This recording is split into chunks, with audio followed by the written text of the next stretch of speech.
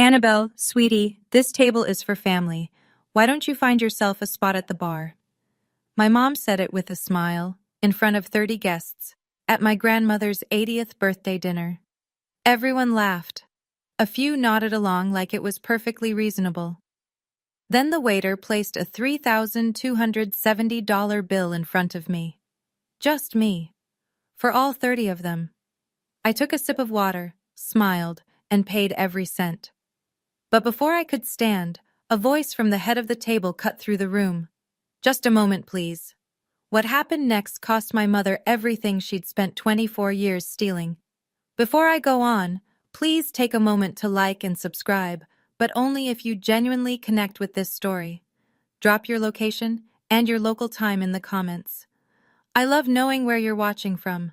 My name is Annabelle. I'm 29 years old. And this is how I stopped letting my family treat me like a guest in my own life. Now let me take you back to Crestwood, Georgia, to the night everything changed. I was 5 when I moved into the Everett house. My parents, my real parents, James and Lucy, died on a Tuesday. A pickup truck ran a red light on Route 9 and hit them head on. I was at daycare, finger painting a lopsided sunflower. By the time they found me, I was an orphan. Richard Everett was my father's older brother. He insisted on taking me in. His wife, Diane, did not insist. I learned that early. Kyle and Madison, their biological kids, had bedrooms upstairs, matching bedspreads, glow-in-the-dark stars on the ceilings, nightlights shaped like animals. My room was in the basement, next to the washing machine. It had a window the size of a shoebox, and some nights the dryer would kick on at 2 in the morning, and I'd lie there listening to it thump like a second heartbeat. Diane never hit me. She was smarter than that. Her cruelty lived in small omissions, the kind no one sees unless they're the one being omitted. 3 plates on the table instead of 4. Oh, Annabelle, I keep forgetting. Grab one yourself. Family photos on the mantel, on the stairwell, on the Christmas card. Kyle grinning, Madison in pigtails, Richard with his arm around Diane. I'm in none of them. When I was 8, I asked why. Diane looked at me like I'd asked why the sky was blue. Those are family portraits, Annabelle. She said it gently. That was the worst part. The neighbors thought she was a saint. That woman took in her husband's niece, gave up everything. I heard it at church, at the grocery store, at school pickup. What I didn't know, what I wouldn't know for 24 more years, was that my parents hadn't left me with nothing. They'd left me $600,000, and Diane had spent every cent. By 16, I understood the rules. Kyle got a car for his birthday, a used Camaro, but still. Madison got braces, a violin, summer camp in the Blue Ridge Mountains. I got the employee discount at Hank's Grocery on Route 12, where I stocked shelves 3 nights a week to pay for my own school supplies. The year Kyle left for college, I asked Richard if there was money set aside for me too. We were in the garage. He was sorting wrenches, not looking at me. I'll talk to Diane, he said. Diane's answer came at dinner. College isn't for everyone, Annabelle. You're good with your hands. Kyle's tuition was $80,000. I know because I saw the check on the kitchen counter, written out in Diane's handwriting, and I remember thinking that was more money than I could imagine. I didn't argue. I applied to the community college nursing program on my own, took out federal loans, and worked double shifts at Hank's every summer. The thing about holidays was the photos. Every Thanksgiving, every Christmas, Diane staged her perfect family portrait in front of the fireplace. She'd hand me the camera. You're the best photographer in the house, Annabelle. So I'd frame them. Kyle in his college hoodie, Madison with her new earrings, Richard stiff in his flannel, Diane beaming in the center. And I'd press the shutter button and the flash would go off, and the image would freeze them exactly the way Diane wanted the world to see them. A complete family. I wasn't in a single one. But there was one person in that family who never forgot me. One person who set a place for me every single time, without being asked. Eleanor Everett was 80 years old, 5'2", and the only person in that family who made me feel like I had a right to breathe. She was Richard's mother, a retired school teacher with a kitchen that always smelled like cinnamon, and a voice that could silence a room without rising above a whisper. Every Sunday, Eleanor picked me up at 9 sharp. We'd drive to her cottage on Maple Hill, and she'd teach me how to bake, apple crumble, buttermilk biscuits, peach cobbler from scratch. While the oven hummed, she'd tell me stories about my father. James had your eyes, she'd say, rolling dough with flour-dusted hands. And your mother, Lucy smiled like sunshine after rain. You have that same smile, Annabelle. I'd hold those words like coins in my pocket, turning them over during the long nights in the basement room. Diane hated my Sundays with Eleanor. She's 80 years old, Annabelle. You're wearing her out. She's fragile. Don't bother her with your problems. Maybe skip this week. She needs rest. I always went anyway, until the year Diane told me if I kept making trouble, she'd tell Eleanor I didn't want to come anymore. I was 14. I believed her. So I started asking permission first, and permission was not always granted. One Sunday, just before I turned 17, Eleanor said something I didn't understand. She put down her rolling pin, looked at me with eyes that were sharp and sad at the same time. Your parents loved you enough to plan ahead, Annabelle. Don't ever forget that. I nodded like I knew what she meant. I didn't. Not for another 12 years. But Eleanor knew exactly what she was telling me, and she was already making plans of her own. Fast forward to now. I'm 29, a registered nurse at Crestwood Community Hospital, living alone in a one-bedroom apartment above the laundromat on Cherry Street. It's small, it's loud on wash days, and it's mine. Eleanor's health has slowed in the past year. Her knees ache, she gets winded on stairs, but her mind is a steel trap, and every Sunday I still drive to Maple Hill. The rest of the family knows what Eleanor has. The cottage, her late husband's pension, savings accounts built over 50 years. Somewhere north of $1 million. In a town like Crestwood, that's a fortune. Diane started her campaign around January. Subtle at first. She'd visit Eleanor with flowers from the shop and happen to mention how difficult I'd been lately. How I'd been distant. How I probably only visited for the inheritance. Kyle backed her up at Easter brunch. Grandma, you know Annabelle's not technically family. Legally, I mean. Madison posted Instagram stories. Selfies with Eleanor, captions reading, "Blood is thicker than water," with a heart emoji. She tagged everyone except me. Then came the phone call. A Thursday evening, late March. Richard's name on my screen. He hadn't called me in 4 months. Annabelle. His voice sounded rehearsed, tired. About Mom's birthday dinner this Saturday. Maybe it's better if you don't come, for everyone's sake. I held the phone away from my ear, stared at the ceiling. Whose sake, Richard? He paused. It'll just cause tension. You know how Diane gets. I did know. That was the problem. I told him I'd think about it. Hung up. I didn't know then that the phone call was part of something much bigger. A plan already weeks in motion. I called Eleanor the next morning. She picked up on the first ring, like she'd been waiting. Grandma, Richard said maybe I shouldn't come Saturday. Silence. Then. Did he say why? He said it would cause tension. Eleanor's breathing was steady, measured. When she spoke, her voice was different, urgent in a way I'd never heard. You have to come, Annabelle, no matter what. Promise me. I promise. And wear something nice, something that makes you feel strong. I almost laughed. Grandma, it's dinner. Promise me. I promise. She paused, and I heard the creak of her rocking chair. I love you, sweetheart. More than you know. She hung up before I could ask why her voice was shaking. That Saturday, I stood in front of my closet for 30 minutes. I didn't own much. Nurses don't need a lot of formal wear. But tucked in the back was a navy dress I'd bought for a friend's wedding 2 years ago. Simple. Fitted. The kind of dress that says I belong here without saying anything at all. I put on my mother's pearl earrings. The only thing of hers I had. Eleanor gave them to me on my 18th birthday. Lucy wore these the night she met your father, she told me. I wrapped Eleanor's gift, a hand-bound photo album I'd spent weeks making, filled with pictures of us baking together, printed from my phone. In the car, my hands were steady on the wheel. I knew Diane would try something. She always did at gatherings. A comment here, a seating arrangement there, a reminder of my place. But this was Eleanor's birthday. Maybe her last one. I wasn't going for Diane. I was going for the only person who never made me prove I belonged. The Magnolia Room sits on the corner of Main and Birch.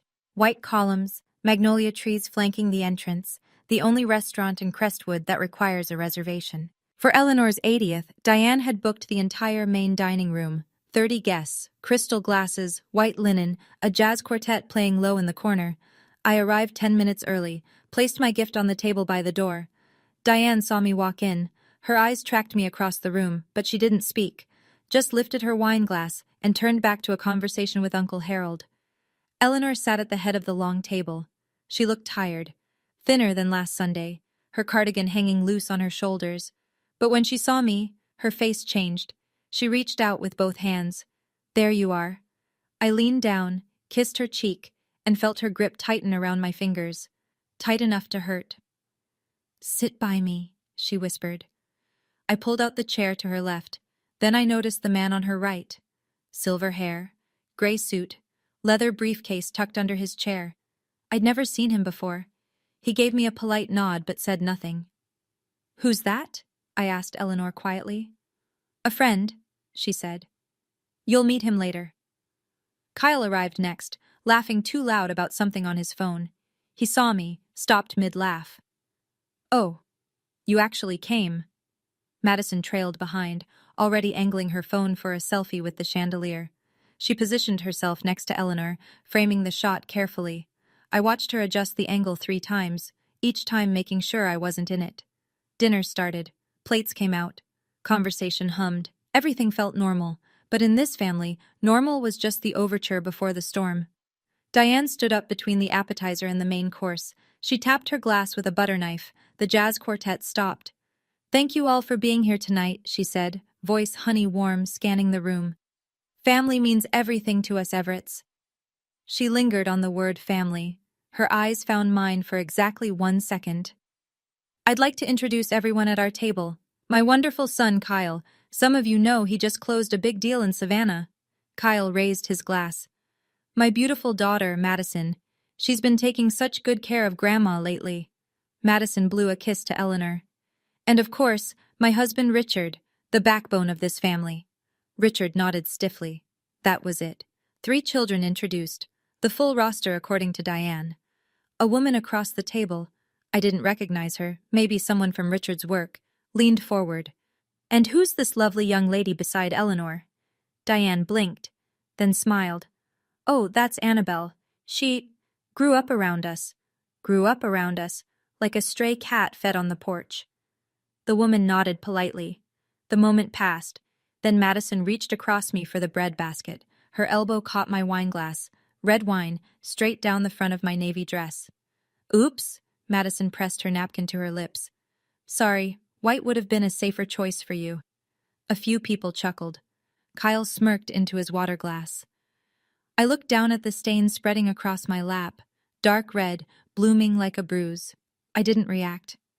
I picked up my napkin, dabbed the fabric twice, and set it back on my knee. Eleanor's hand found mine under the table. She squeezed once, I squeezed back. The main course arrived.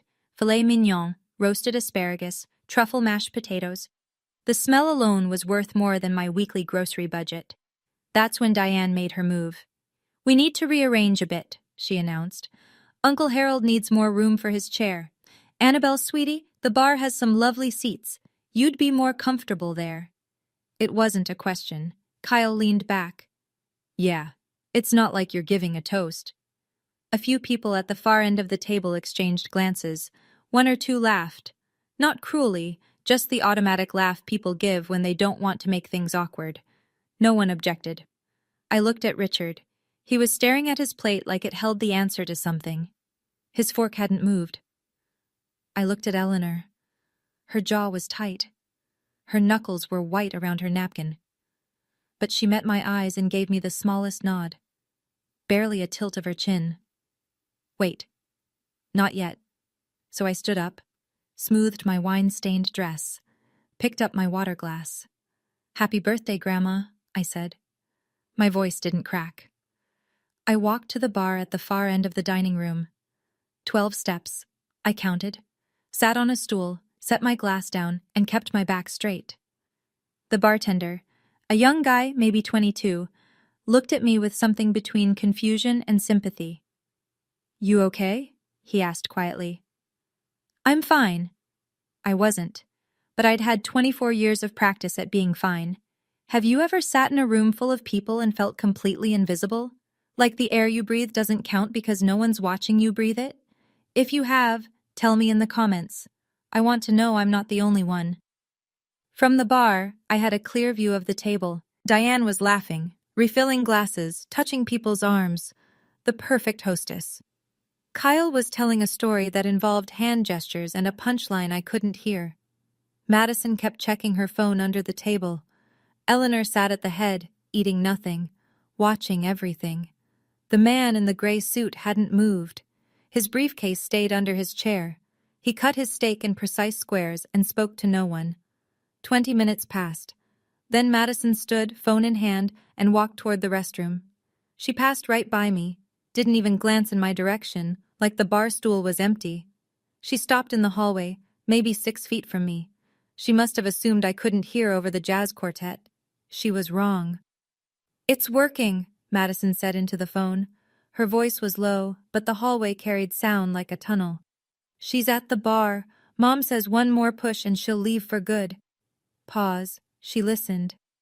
"No, Grandma doesn't suspect anything. Mom's handling it. We just need her out of the picture before Grandma's lawyer does anything." My hand tightened around my glass. Lawyer.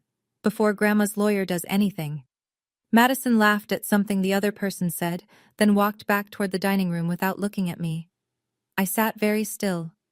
This wasn't spontaneous cruelty. This wasn't Diane having a bad night or a few too many glasses of wine. This was a plan. Coordinated. Timed. Designed to push me out the door before something happened. Something involving Eleanor and a lawyer. I didn't know what yet, but the man in the gray suit with the briefcase suddenly made a lot more sense. Dessert came, a 3-tier cake with white frosting and 80 candles. Everyone sang. From the bar, I mouthed the words.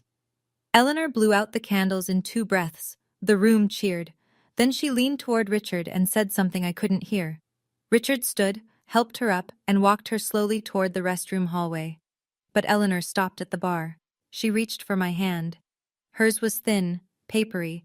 I could feel every bone, but her grip was iron. "Don't leave tonight," she said. Her voice was barely above a breath. "No matter what happens, promise me." "I already promised, Grandma." "I know." She pulled me slightly closer. "Your parents left you more than memories, Annabelle. It's time you knew."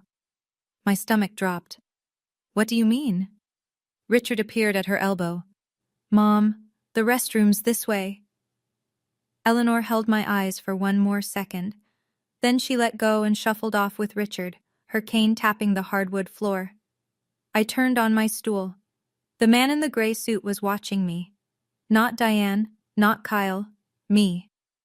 His expression was unreadable, professional, like a doctor before delivering results. His briefcase sat under his chair.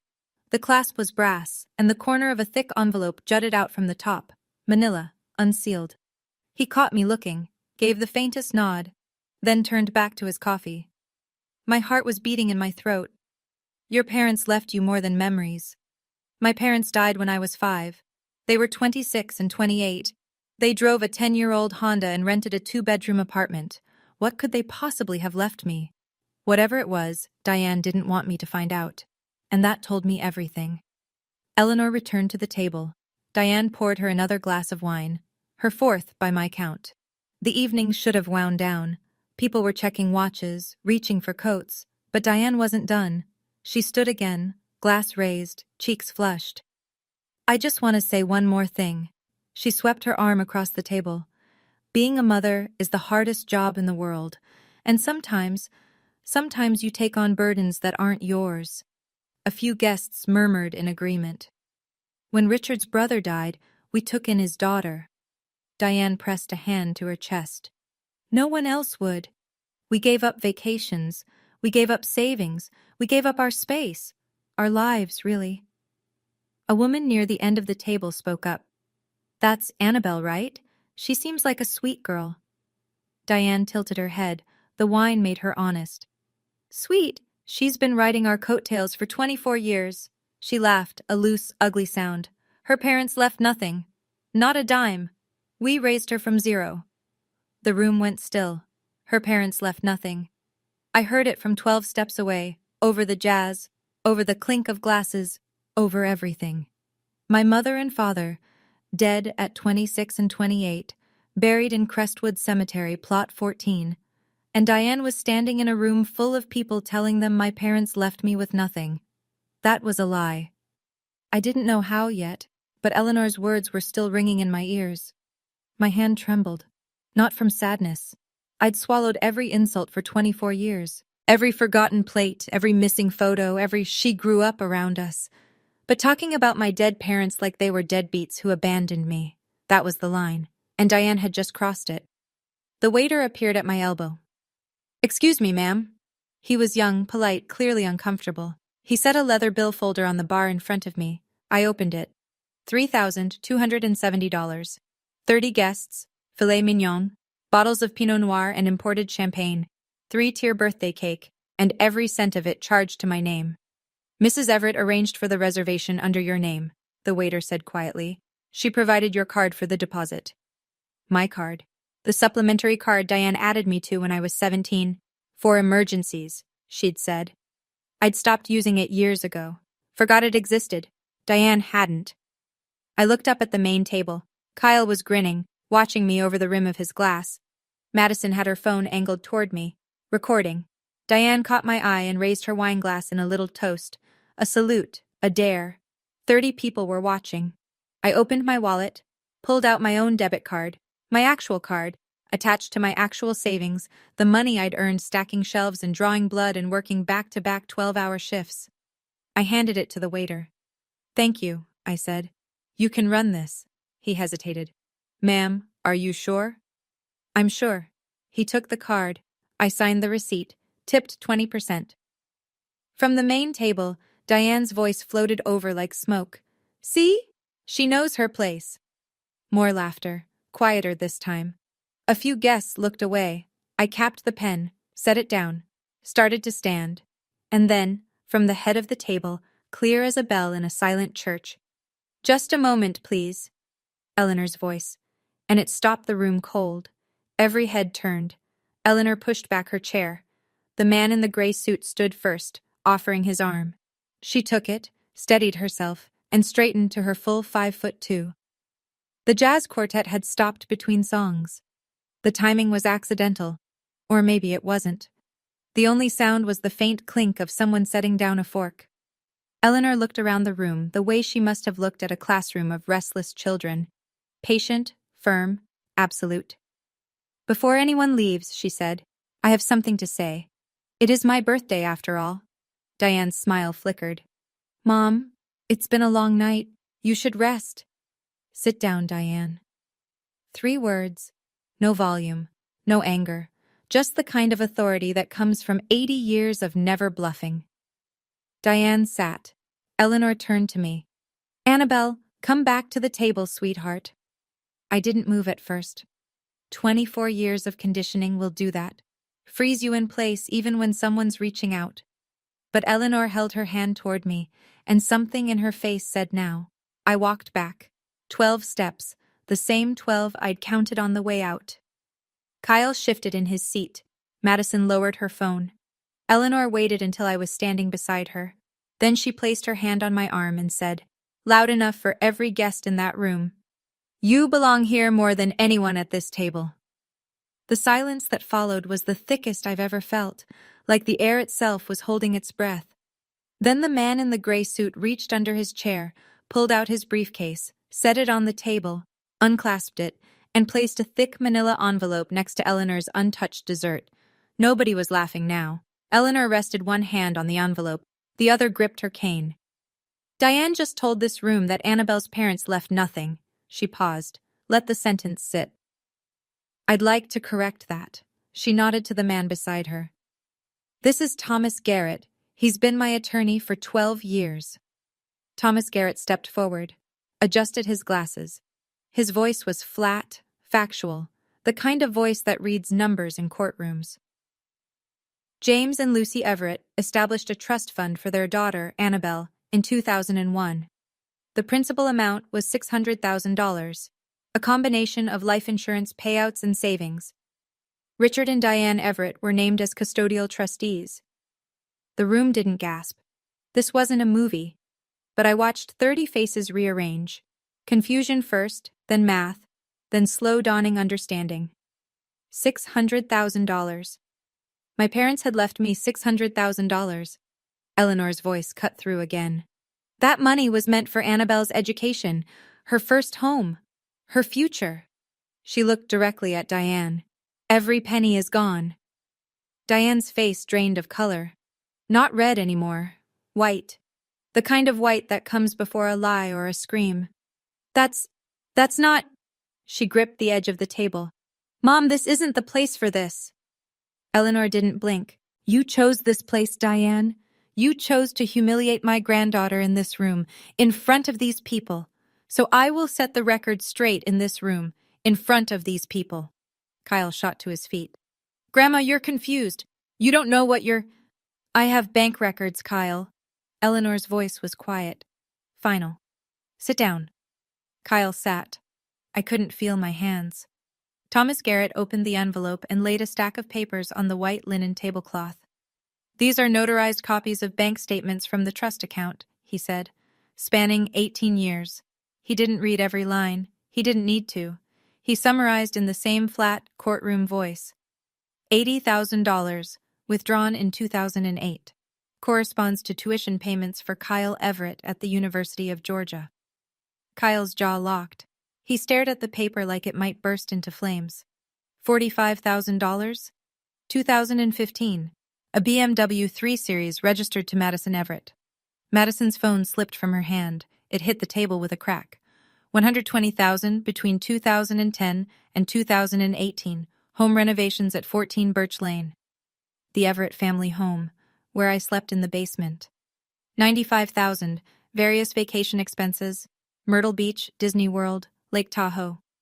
Places I was never invited.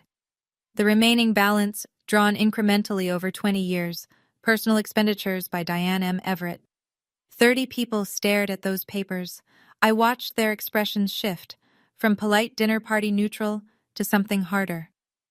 A woman near the center of the table put down her napkin and pushed her chair back slightly, as if she needed distance from the table itself. Mrs. Patterson, Diane's closest friend, her church group confidant, looked at Diane with an expression I'd never seen directed at her before. Doubt. Madison's voice broke the silence. That money was for the whole family. It was for Annabelle. Eleanor pointed a thin finger at the stack. Her name, her fund, not yours. Richard hadn't moved. His face was the color of the tablecloth. His hands were flat on the table, palms down, as if bracing for an earthquake. I sat there, tears running down my cheeks. I didn't wipe them. Eleanor let the silence hold for 3 full seconds. Then she spoke again. I've spent 80 years watching who in this family deserves what. I've made my decision. Thomas Garrett straightened his tie. Mrs. Eleanor Everett has formally revised her estate plan. Effective immediately, Annabelle Everett is named as sole beneficiary. The room fractured. Kyle knocked his chair backward, standing up. You can't do this! Madison started crying. Loud, messy sobs, mascara streaking. Diane's voice was a blade. She's not even your real grandchild! Eleanor turned to Diane, slowly, the way you turn to face something you've seen coming for a long time. She is my son James's daughter. She is more Everett than you will ever be, Diane. Kyle jabbed a finger toward me. This is manipulation. She's been working on Grandma for years. Eleanor didn't raise her voice. The only person who manipulated anyone in this family is sitting right there. She pointed her cane at Diane. The tip trembled, but the aim was exact. Richard still hadn't spoken. He sat with his hands flat on the table, staring at the candles, looking like a man watching his house burn from the inside. I opened my mouth, closed it, opened it again.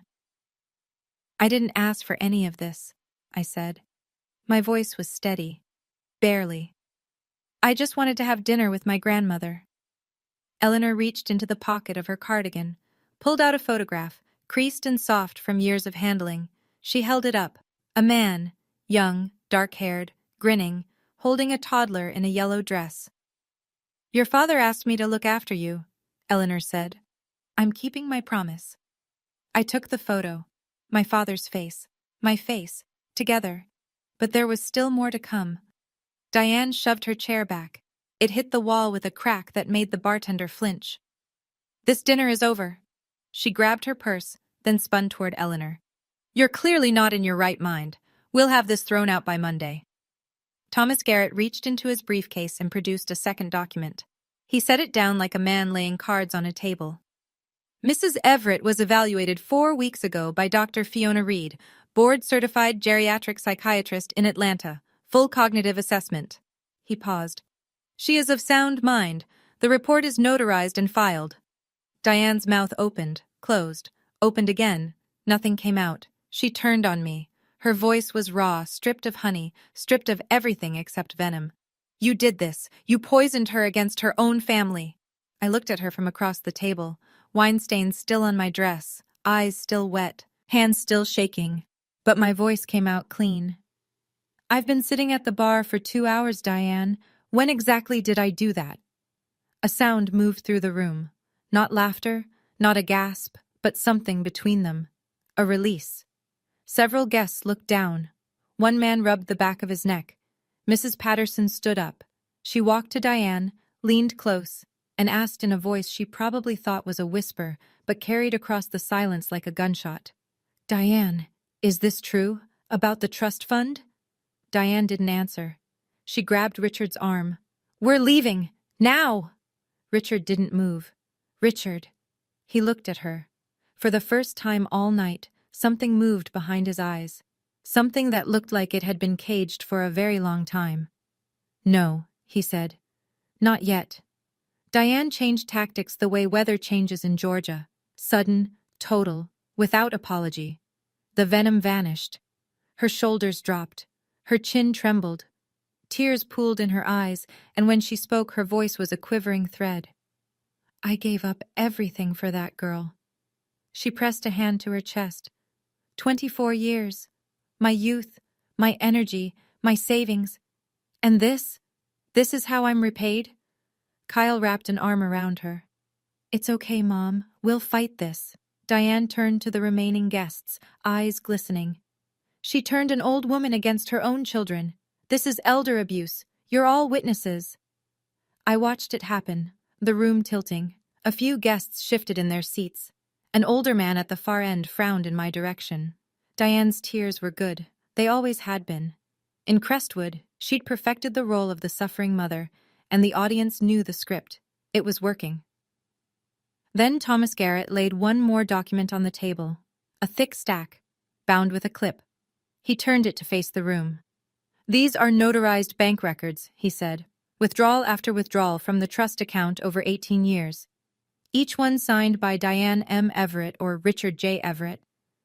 He fanned the pages slowly. Dates, amounts, signatures, page after page after page. The room turned back. Mrs. Patterson stared at the papers, then at Diane, then back at the papers. Diane saw it happening, the shift, the loss of her audience, and for the first time something cracked in her performance. Not sadness, not anger, fear. She realized Eleanor hadn't acted on impulse. This wasn't a grandmother's emotional outburst. This was months of preparation, legal documents, medical evaluations, notarized evidence. Diane had walked into her own trap. Richard stood up. The movement was so quiet, so unlike the chaos around him, that it took a moment for anyone to notice. He didn't push his chair. He just rose, slow, heavy, like a man standing up in water. Mom. His voice cracked on the single syllable. I'm sorry. I knew. I should have stopped it years ago. Diane whipped toward him. Shut up. Don't say another word, Richard. No, Diane. He turned to face her, and I saw something I'd never seen in 24 years. Richard Everett looking his wife in the eye without flinching. Enough. I've been quiet for 24 years. I'm done. He turned to me. His chin was shaking. His hands hung at his sides like broken tools. Your parents trusted us, Annabelle. They trusted me. He swallowed. I failed them. I failed you. The room was so silent I could hear the ice melting in someone's glass. I looked at this man, The man who drove me to school when Diane wouldn't, who fixed my bicycle chain in the garage without being asked, who never once raised his voice at me, and who also never once raised it for me. I know, Dad, I said. I hadn't called him Dad in years. It wasn't forgiveness. It was just the truth, the complicated, tangled, insufficient truth of what he was.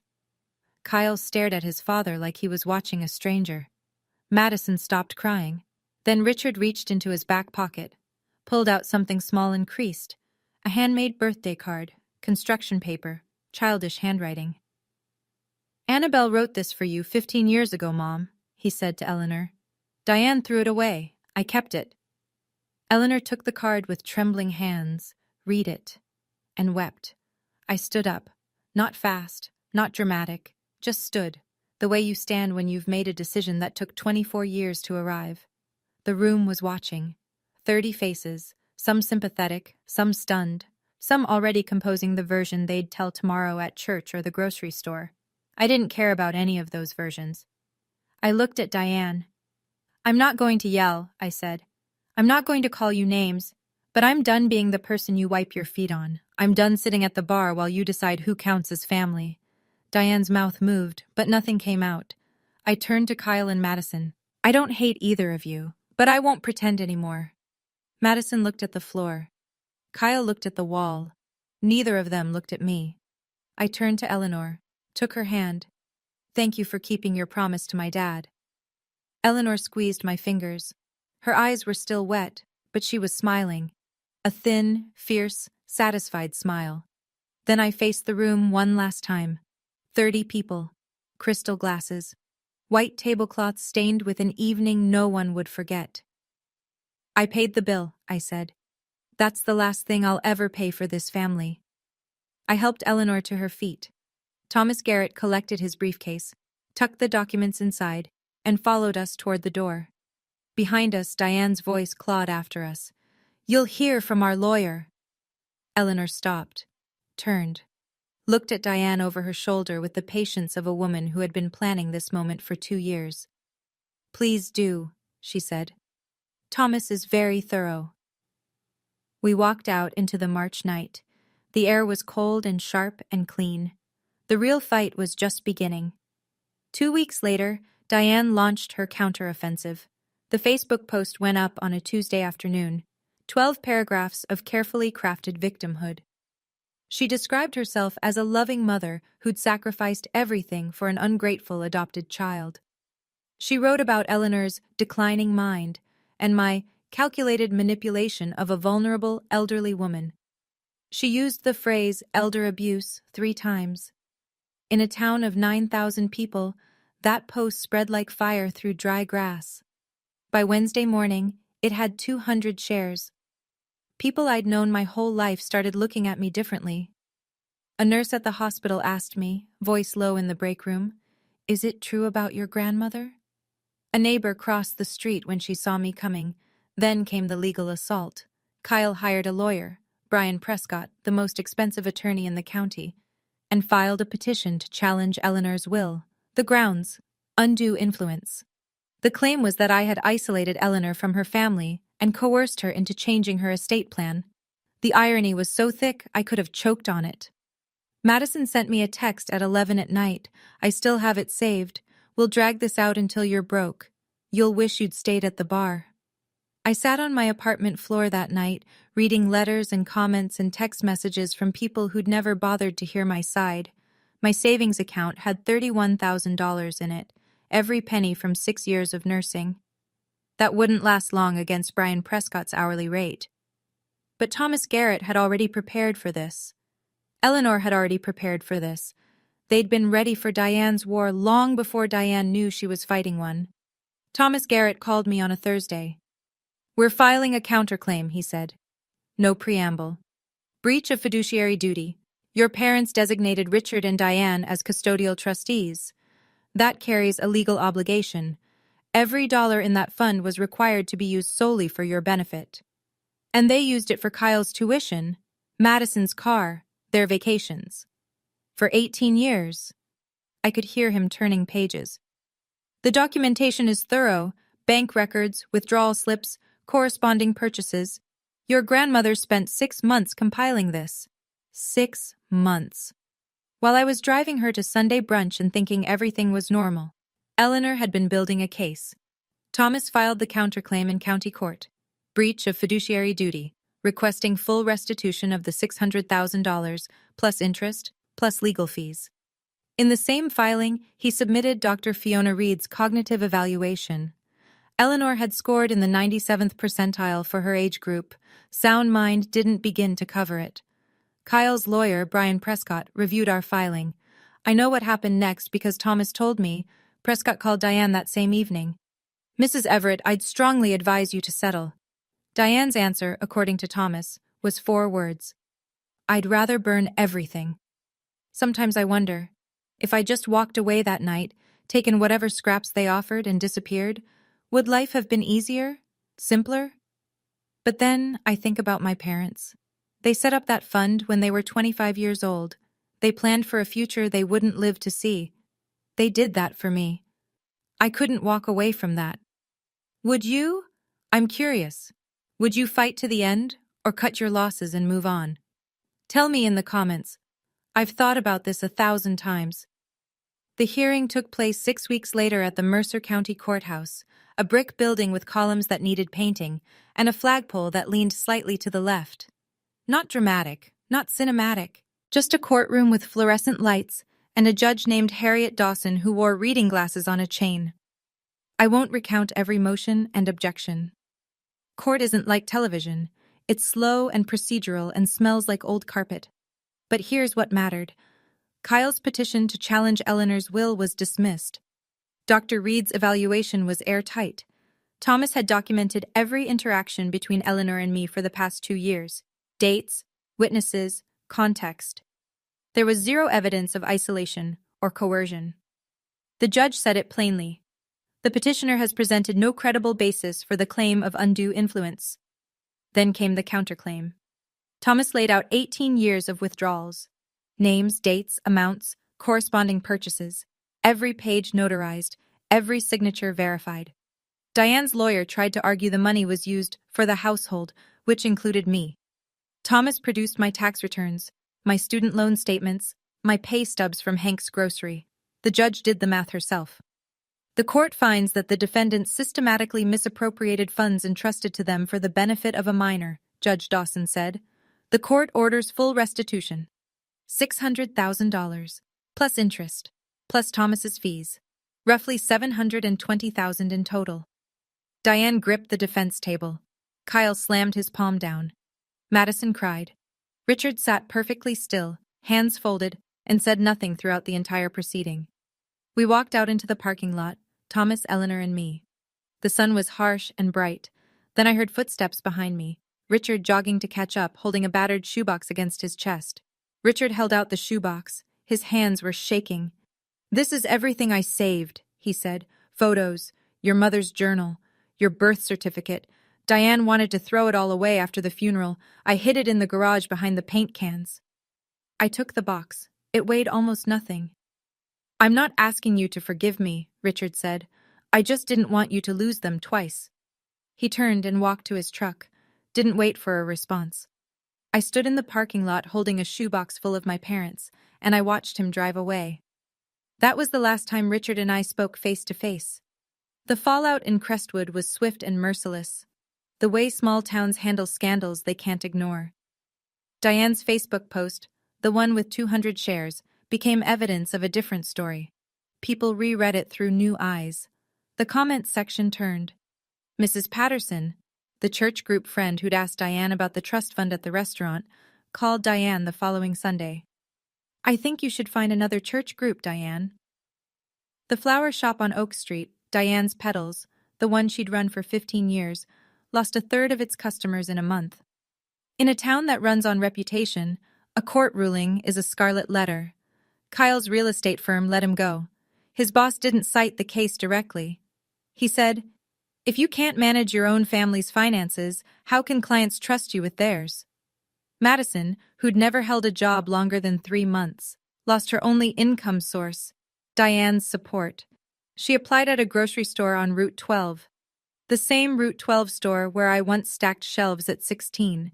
Some things come full circle without anyone planning it. Even after the ruling, Diane's version of events still floated around certain corners of Crestwood. Some people believe the first story they hear, no matter what comes after. I was still the gold digger to a handful of neighbors. Still, the adopted girl who manipulated a sick old woman in a few group chats. Then Nora got involved. Nora Beckett, my best friend since 10th grade, now a reporter at the Crestwood Gazette. She didn't write a puff piece. She didn't write a hit job. She wrote a straight, fact-based article. Court records, bank statements, the timeline. No opinion, just truth, laid out chronologically. It ran on the front page of the Wednesday edition. In a town that still reads its local paper, that mattered. The comments section and the letters to the editor that followed told a different story from Diane's Facebook post. This time, people had receipts. What surprised me most wasn't the public support. It was the private kind. Letters started arriving at my apartment. Handwritten, some of them, from other adopted kids in the county. Adults now, sharing stories I recognized like reflections in a mirror. The different rules, the missing photos, the gratitude expected for basic shelter. One woman wrote, "I was told my whole life that I was lucky to be taken in. Your story made me realize that lucky was their word, not mine." In the stack of letters was one I didn't expect. From a law office in Atlanta. A man named Gerald Hayward. He'd been my parents' attorney. "I tried to contact you when you turned 18 to inform you about the trust. My letters were returned. I believe they were intercepted. I'm sorry I couldn't reach you sooner." Diane had blocked even that. The Sunday after Nora's article ran, I drove to Maple Hill. Eleanor was on her porch, rocking chair moving in that slow rhythm I'd known since I was 5. 2 cups of tea sat on the side table. She always set out 2 cups before I arrived. Always. I sat down. Didn't speak for a while.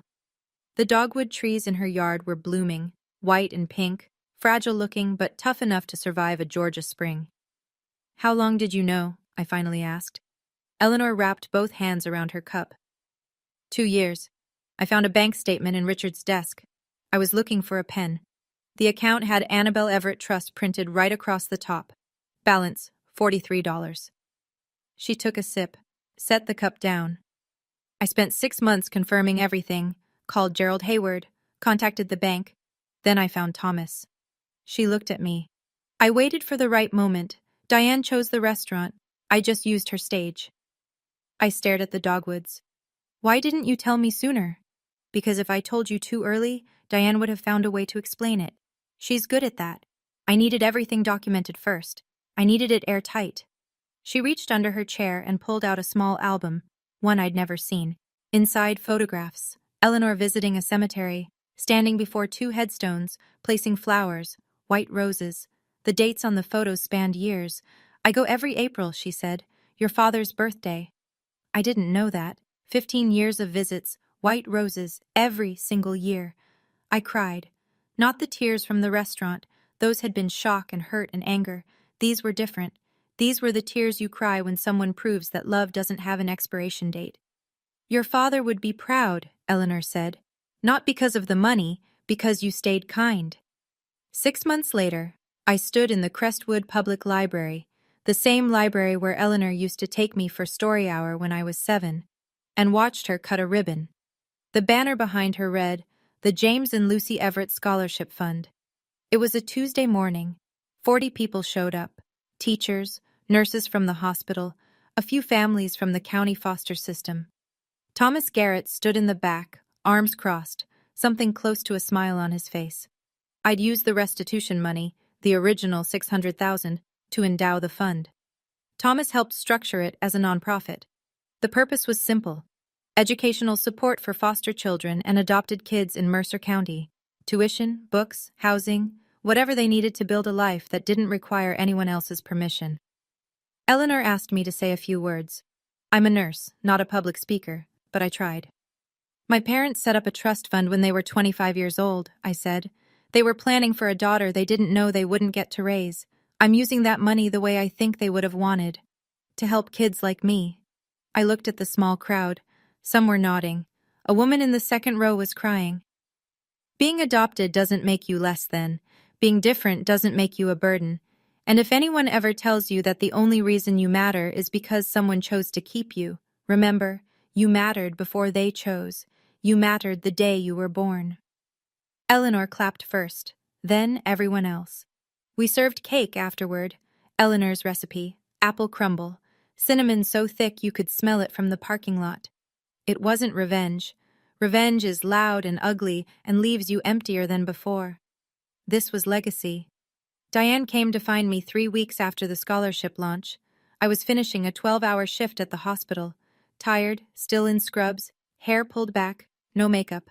She was waiting in the parking lot, leaning against a car I didn't recognize. Not the Lexus anymore. Something smaller, older. She looked different. The highlights in her hair were growing out. Her nails were unpolished. The composure she wore like armor for 24 years had cracked, and what was underneath looked exhausted.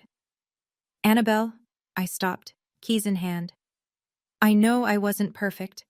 Her voice was smaller than I'd ever heard it. But I raised you. I fed you.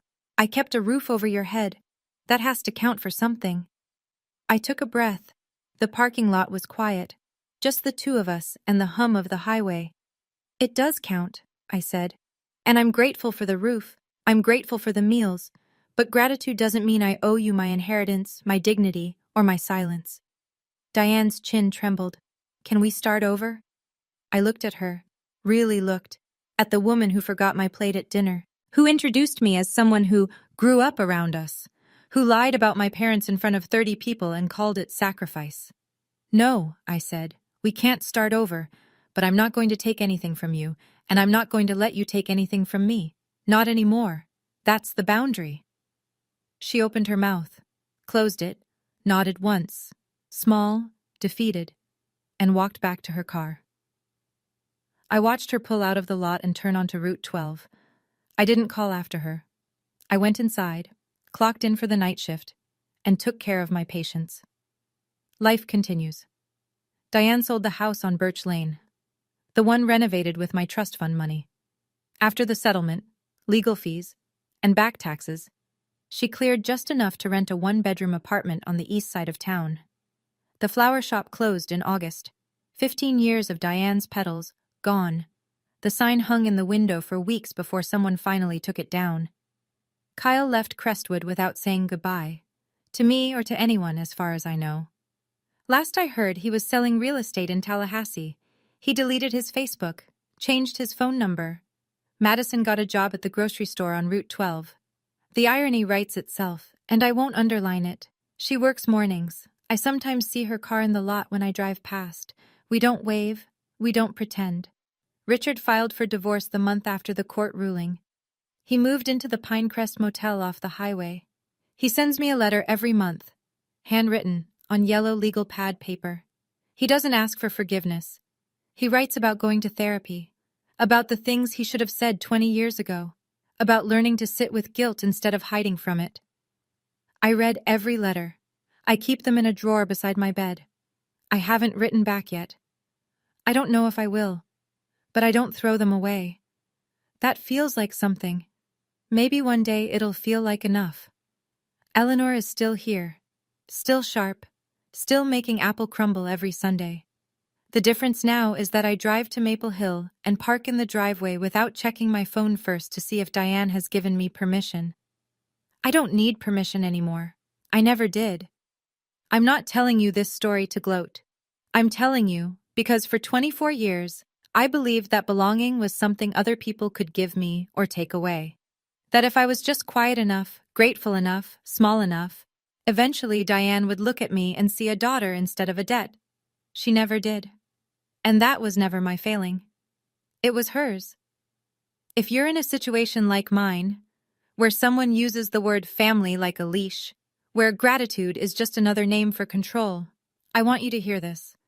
Setting a boundary is not revenge. It's not cruelty. It's not even anger. It's the moment you stop agreeing that you're worth less than they've decided. Boundaries aren't walls. They're doors. You choose who walks through. I still work at Crestwood Community Hospital. I still live above the laundromat on Cherry Street. The dryer downstairs still kicks on at 2 in the morning sometimes, and I lie there listening to it, But now, in my own apartment, it sounds different. It sounds like my life, not someone else's leftovers. On my nightstand, there's a photograph. A young man with dark hair, grinning, holding a toddler in a yellow dress. Behind them, sunlight. Ordinary, beautiful, permanent sunlight. I finally feel like I'm home. Thank you for staying until the end. If this story touched something in you, press that like button so more people get to hear it. And if you've ever been told you should be grateful for less than you deserve, write it down. Put it in the comments. I read every single one, and I promise you, you're not alone. There's another story waiting for you in the description below. I think you'll feel it the same way. I'll see you there.